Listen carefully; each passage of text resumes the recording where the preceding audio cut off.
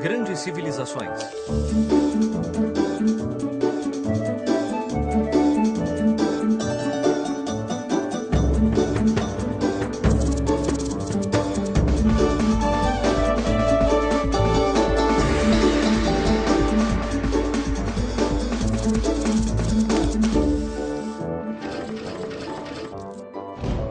O Antigo Egito, primeira parte.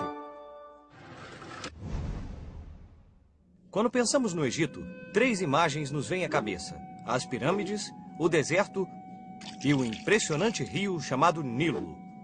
Vocês conhecem? Mas primeiro vamos falar desse imenso mar de areia conhecido como o Deserto do Saara. Esse lugar no norte da África não é lá muito atraente para se viver. No entanto, há milhares de anos, ocorreram chuvas abundantes no coração da África. Pouco a pouco, um fluxo de água se formou e gradualmente foi crescendo. Essas águas tornaram-se um dos maiores rios do mundo, o Rio Nilo. Muitas populações se instalaram às margens desse rio, mas viver perto do Nilo tinha seus altos e baixos. Na estação chuvosa, as águas subiam tanto que todas as terras ao redor ficavam inundadas.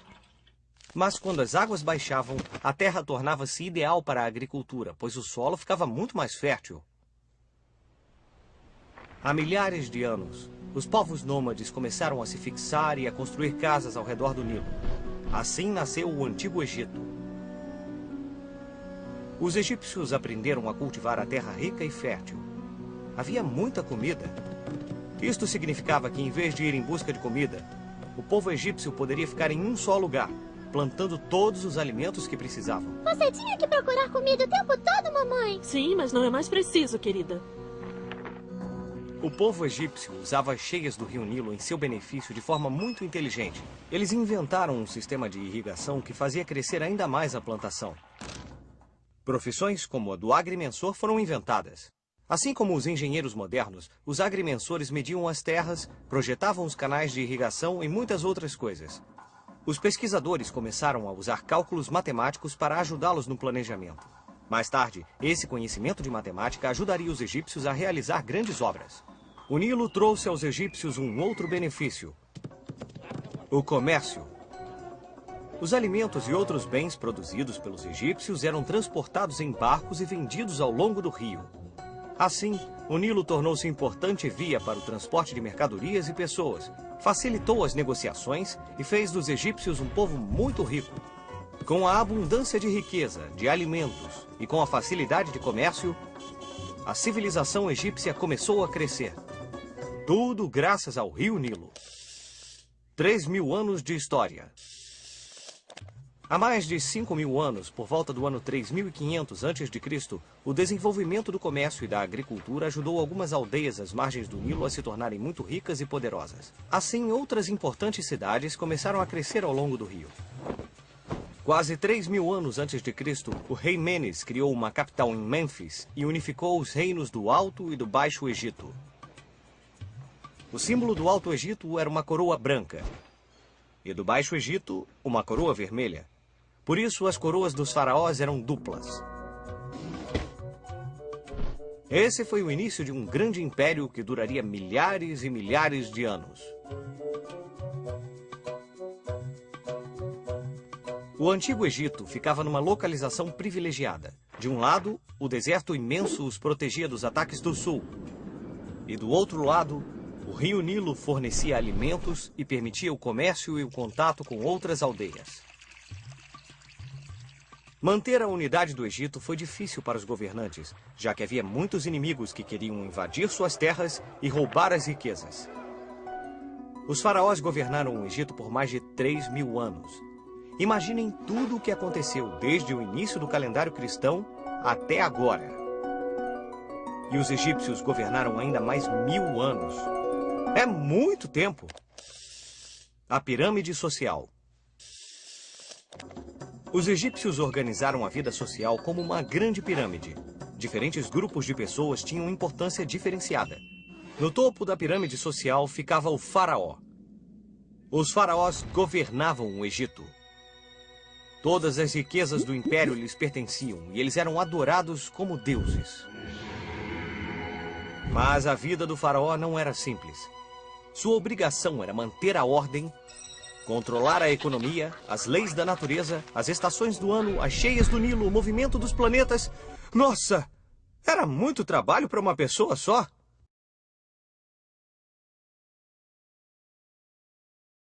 Importantes eram os sacerdotes. Sua atividade era servir aos deuses, fazer oferendas e rituais em cada um dos templos egípcios. Depois dos sacerdotes vinham os escribas, cuja habilidade era saber escrever. Embora hoje em dia a gente aprenda a escrever na escola, no Antigo Egito apenas os privilegiados podiam aprender. Isso lhes deu muito poder. No Egito, eles escreviam usando sinais sagrados chamados hieróglifos. Hieróglifos eram desenhos que representavam sons, como o nosso alfabeto, mas era muito mais difícil de escrever. Embora houvesse mais de 700 símbolos diferentes, a escrita era regida por princípios claros e simples. O quarto lugar na pirâmide era ocupado pelo exército. Os soldados são encarregados de proteger o Império Egípcio. O Egito era tão rico que muitos povos quiseram conquistá-lo e tomar suas riquezas. Depois de tantas batalhas, o exército egípcio aperfeiçoou suas técnicas e se tornou muito poderoso. Agora que nós somos poderosos, nós podemos atacá-los! É uma ótima ideia! E assim, o exército egípcio partiu para a conquista de outros territórios a leste e ao sul. Poderíamos pensar que depois de tantos combates, em tempos pacíficos o exército descansava. Mas no Antigo Egito, sempre havia alguma coisa para fazer. Os militares, quando não estavam em combate, dedicavam-se a tarefas como escavar canais de irrigação ou transportar blocos de pedra para a construção de grandes pirâmides. Finalmente, na base da pirâmide estavam os comerciantes e os artesãos. Abaixo deles, os camponeses. E por último, bem lá no fundo mesmo, os escravos, que sustentavam toda a pirâmide social. Obras colossais. Então agora vamos falar das pirâmides, o mais famoso símbolo do Egito Antigo. As pirâmides ainda hoje guardam muitos mistérios e questões sem resposta. Mesmo os engenheiros modernos têm dificuldade para entender como elas foram construídas. Os faraós egípcios acreditavam que construindo monumentos colossais mostrariam sua grandeza ao longo dos tempos. Cada faraó construía monumentos fantásticos para os deuses ou para si mesmos. Pensem no Templo de Karnak, por exemplo. Composto de 3 santuários, é um dos mais antigos e maiores complexos religiosos do mundo. Pensem na pirâmide de Quéops, a maior das pirâmides. Demorou mais de 23 anos de trabalho constante para ser construída. As pirâmides eram grandes túmulos construídos para os faraós e eram cheias de objetos valiosos. Isso porque os egípcios pensavam que após a morte encontrariam o deus Osíris, então podiam levar qualquer coisa do mundo material. Assim, muitos faraós decidiram estar bem preparados para esse encontro. Levavam sempre muitos tesouros com eles, porque quanto mais oferecessem a Osíris, mais receberiam na vida após a morte. Vamos usar nossa bússola do tempo para ver o que estava acontecendo nos outros lugares do mundo nessa mesma época. O que estava acontecendo em outras partes do mundo enquanto os egípcios construíam as pirâmides? No Vale do Indo, a quase 4.000 quilômetros do Egito, 2 grandes civilizações, nomeadas Harappa e Mohenjo-Daro, dominavam a maior área de todas as civilizações na época. Mais de 1 milhão de quilômetros quadrados. E assim como as águas do rio Nilo levaram o Egito Antigo ao desenvolvimento, as águas do rio Indo também foram vitais para essas 2 cidades. Porque assim como o Nilo, o rio Indo subia uma vez por ano e deixava as terras às suas margens mais férteis. E assim os povos que viviam nesses vales acumularam grande riqueza, tornando-se pioneiros no comércio de artigos de luxo, tais como pedras preciosas e animais exóticos. Vestígios desses comerciantes foram encontrados em lugares tão distantes quanto a Mesopotâmia. Quer dizer que esses comerciantes antigos viajavam para tão longe? Parece que sim. E não é só isso. Vestígios da cultura Harappa também foram encontrados no Irã e na costa oeste da Península Arábica.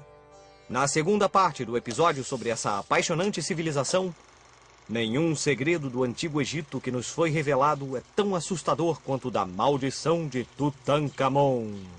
Quando a tumba de Tutankhamon foi aberta em 1922, todos ignoraram os avisos sobre a maldição.